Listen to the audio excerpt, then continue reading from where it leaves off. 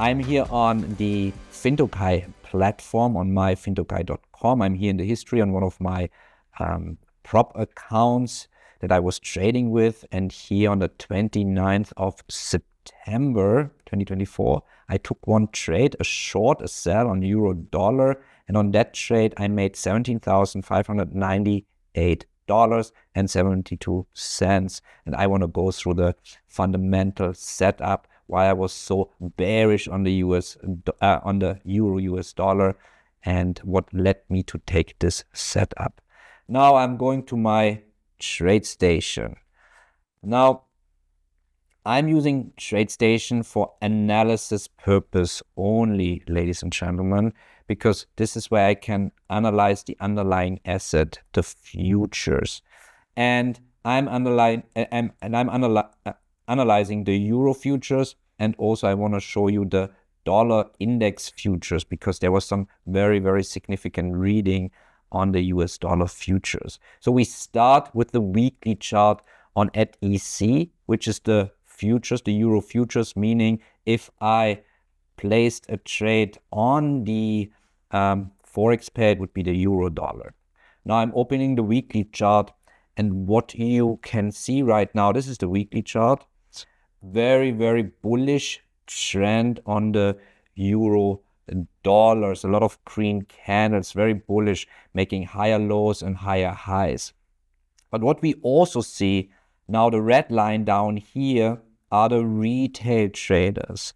And whenever you see these lines are going up, then it means like the retailers are getting more bullish. And when you see these lines are going down, it's like a trend almost. You could read it like a trend. When they're going down, they are very bearish. And what I want to see is the retail traders in an extreme. I want to have them either very bearish or very bullish. And now it comes the important lesson here, always compared to their previous behavior. Otherwise, I cannot measure how bullish or bearish they are. I want to measure how bullish or bearish they are compared to their previous behavior. And if we look here right now, we can actually see retailers are here right now. Compared to their previous behavior, you see they're spiking up. They're getting extremely bullish.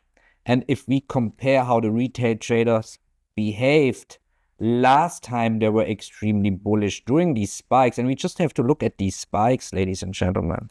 We just have to look at these spikes, and we see that, wow, every time they were bullish, you see price is dropping. Now price is still going up, but now they're getting extremely bullish, even more bullish than previous time. For me, this is a major rule, so I'm getting all of a sudden, not all of a sudden, already very bearish on the euro dollar. Now, I want to look at something as well that I quickly described, and this is, again, the most complex way to analyze the COT report, looking at the fund managers, but I want to make it kind of more digestible for the audience.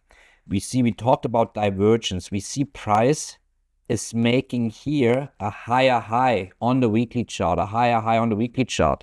But the fund managers are not making a higher high. They're making actually a lower high, so that the fund managers are reducing their long positions, but prices continue grinding higher, which is a fake move to the upside for me. So you have the retailers very bullish, you have the fund manager already pointing down, which is a clear sign for price has to turn eventually as well.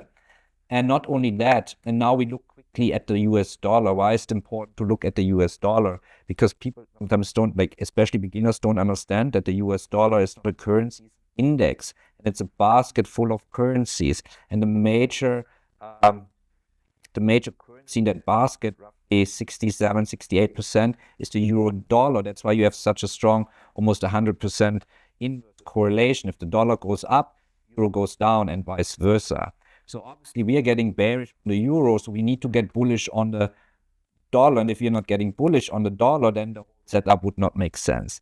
But what do we see? And I just want to point out one thing that makes me so bullish that's why I was also very vocal on social media that I say the dollar is making a bottom, and now we're looking at the retail traders, only at the retail traders here.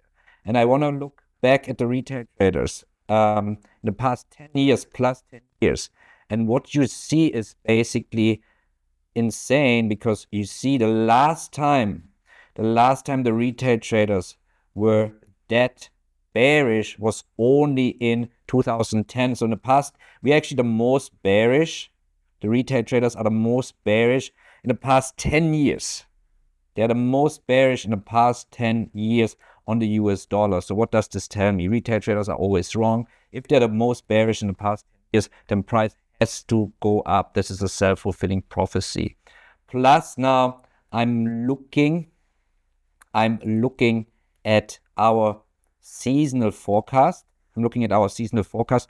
And by the way, and I'm pretending right now with my trade station, I go back in time so I can prove that here. So I'm pretending it's you see here, it's end of October, and seasonality on the euro is pointing already down. You see, it's already started earlier. The forecast is pointing down already a few days earlier, but price just stalled already. But it's continued to grind lower until September. So now we had one more tool, which is valuation tool versus the dollar. But here we say we are actually not overvalued. But now we have such powerful COT readings that for me, this was already, if the retailers are all-time bearish on the dollar, and we have the divergence on the fund managers, we have super bullish readings on the retailers on the euro, we have seasonal projection that the euro is going to go down. It's almost like an all-stars trade aligned. It's like more than 4 out of 5 stars, actually. For me, this is already all stars aligned. And now we looked at timing the market, and timing the market, we see here actually quite a nice supply zone, a rally base drop.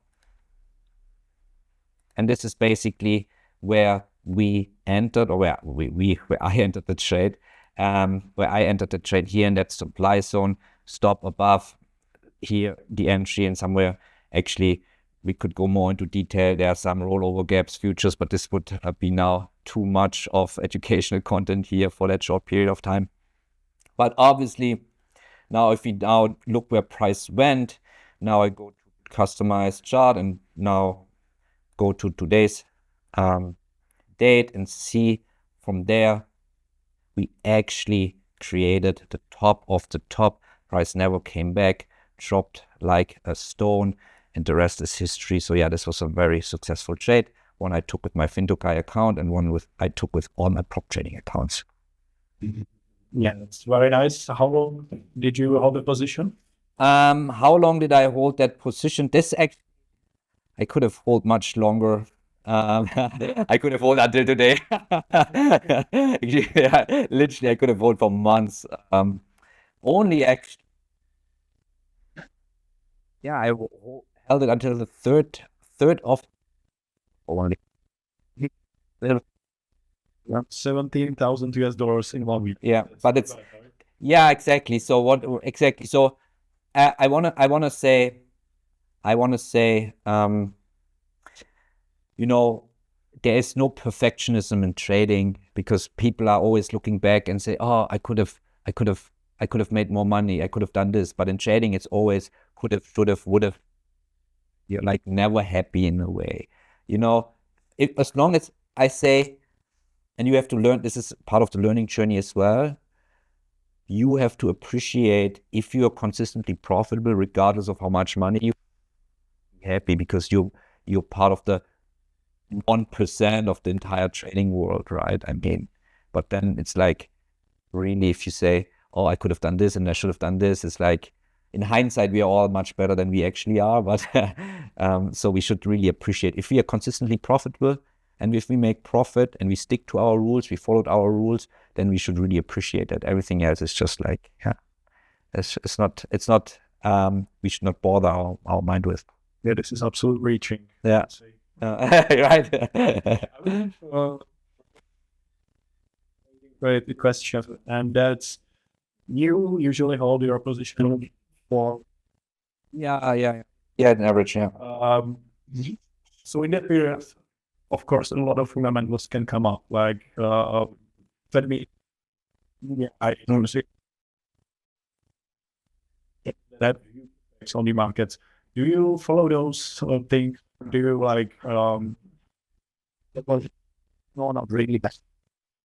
The only thing that I'm interested in, but not because of what is being announced, just because of the volatility, is just interest rate announcement, Powell speaking, and then just because this is usually the most volatile day, time, however you want to say it.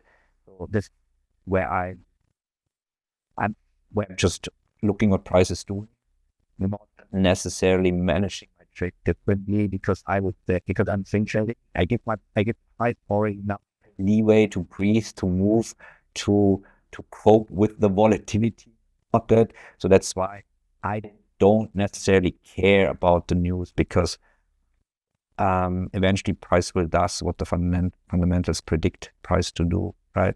And this was quite interesting during that time, the US dollar, and there was a big Fed meeting where Powell announced 2 basis point lowering the interest rates on the US dollar, I think it was, right? And everybody expecting the US dollar to drop even further. But I said, hey, that's the bottom of the US dollar, regardless of what Powell's going to say, right?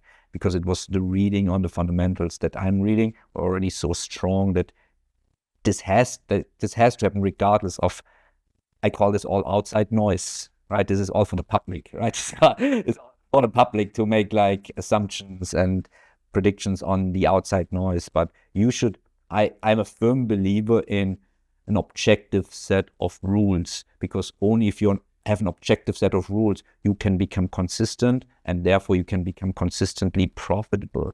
If you base your decision on that, on this, and what this person says, and what that said, and what, then there's no objectivity, because it's very, very much how you as a person interpret the data, how you interpret the speech, how you interpret X, Y, Z. It's nothing objective at all. And this is, you can make profit from that, but you cannot become consistent from that. Okay, let's go into the lifestyle side of trading. Yeah. Because I think that's something that interests a lot of people. They want to see, back enjoying the money you make. Yeah, show me the money, right? Yeah. I think the people definitely can check your Instagram. Yeah. Probably show some real out of it. So I would like to ask you, what does your typical day look like? What time do you wake up? Do you have any rituals when it comes to your daily life or when it comes to trading? And how much time do you actually spend trading or analyzing markets? Because you said it's not much. Yeah, so we covered already how much time I spend trading, right? It doesn't require anything during the week. What my day looks like is actually, my day is pretty boring. I need to have a routine. I love to have a routine. I get up in the morning. I do a lot of sports. This is how I stay in my 40s, stay fit and healthy. And this is really important for me to perform at a high level, to feel good about myself, to feel fit, to feel in shape, like mentally sharp as well. So I do a lot of stuff that kind of helps me being that mentally sharp and physically sharp. So I do a lot of training in the morning. That's like my me time. Since I'm now very much a big Thailand lover. We talked about this before the podcast. So you also like the Asian, Indonesia world. So me too, I fell in love with Thailand, Koh Samui. So this is where I got to know my first time Muay Thai training, and I ever fell in love with Muay Thai training. So I do this now in Dubai as well. So I have like Muay Thai training. I have a coach where I train Muay Thai, and also like just do some exercise lifting stuff just to stay in shape. And this is my morning. That's my me time. And then around, I would say 12 p.m., I go to the office. This is where I'm done everything that for myself. And then I go to the office and I spend the whole day basically in the office until 8, 9, grinding. The team is there working on some projects, building. I love to build. I just need that for I just feel like I need to have a purpose. Trading by itself for me doesn't have a purpose, right? It's just generating money. But generating money, I realized early in my career, doesn't have a purpose, not a purpose. I need more like a good feel purpose. And like building, generating things for people is like a real purpose for me in life. And that's what I do the whole day from 12 p.m. onwards. That's my day. Yeah. And then I travel the world to go on these podcasts, which I really enjoyed. Yeah, I think that's a big example for anyone who wants to like be successful trader, successful in life, Yes. be disciplined. Like it's not only trading, it's also working out. 100%. Yeah. I guess it hasn't always been like that, right? Because back then you used to have corporate job, trying to make it as a trader. So it must have been Yeah, completely different. This was the time when I had to make a lot of sacrifices in my life, right? Where it was not easy, where I had to see, okay, I still need to perform in my corporate job, and this was not 9 to 5. This was 9 to midnight, literally. There was no closing hours. Then I had also social obligations, family obligations, and I wanted to make it in trading. So at some point of time, you have to make sacrifices and say, okay, what in your life, and I made this, what in your life right now doesn't add any benefit, any value to your life? What can you reduce to add like the trading grind into it, right? So for me, it was like, yes, then I cannot go out with friends on the weekend anymore. I deleted all my, actually, I was very radical. I deleted all my social media profiles because I was like, I'm wasting so much time scrolling through Instagram and Facebook. So I deleted all my social media profile. I think it's almost for a year or so. And I think there was a time when I was like 6-7 months, I didn't work out at all. I was just grinding hard, coming home from work, studying trading, spending time with family, weekends, only studying trading, even during work, studying trading. But yeah, so there is a time in your life when you have to make a lot of sacrifices, and everybody has to do that, right? And this is when really you then see who is willing to make sacrifices and who is just talking, right? So right now you are a professional trader. You're running a business. You're running a YouTube channel. What else? What I want to know is also, how do you invest your money? Do you like investing in anything? Or bit or take on cryptocurrencies? So what else do you do, and how do you invest your money? So since you mentioned cryptocurrency, I was never really interested in cryptocurrencies. I never needed cryptocurrencies to make money. I'm not a fan of cryptocurrencies. Yes, now people can stone me. I don't care because I just never needed cryptocurrencies to make money. I come from a traditional trading background, so trading based on my set of rules, the traditional futures market for me always was enough. I don't need cryptos. I still don't do cryptos. I also don't invest money in anything like, yes, I have a small stock portfolio here and there. I have some stocks, but what I do now is I'm building a second home in Thailand, Koh Samui, and started to build my second villa there now as well. So yeah, I like to do stuff for myself in a way. But trading is for me investing. It's trading and investing at the same time. And then I just do stuff that anything else, just what I want to do, right? Okay, so I have only one more question. It's actually a question we're gonna ask every guest here, and that was the best piece of trading advice you have ever received, and who told it? Yeah, who told me? I can't really remember. Really, I don't remember who told me. But the best trading advice I can give to the new audience is stop focusing on money and start focusing on the process. Because once you really make that shift, then the money starts flowing. It's so contradictive, but I've seen this happening over and over again, not only with myself, but also with a lot of students, that once they stop like being so money-centered and focusing just on the process, on the KPIs and on the strategy, on the skills, on the criteria, then the money is just a result of all of that together. And once really once this is ingrained in your DNA and you really live that, then the money is just like a result of following the rules. That's the best trading advice I can give and I ever heard. That's beautiful ending. Bernd, it's been an absolute pleasure to have you here. Likewise. Thanks so much for coming. I want to wish you the best in trading. Thank you. In personal life. I wish to see you again. Thank you. Thank you. Hey, that's it, guys, for today. If you weren't inspired to start trading before, then you must be inspired now.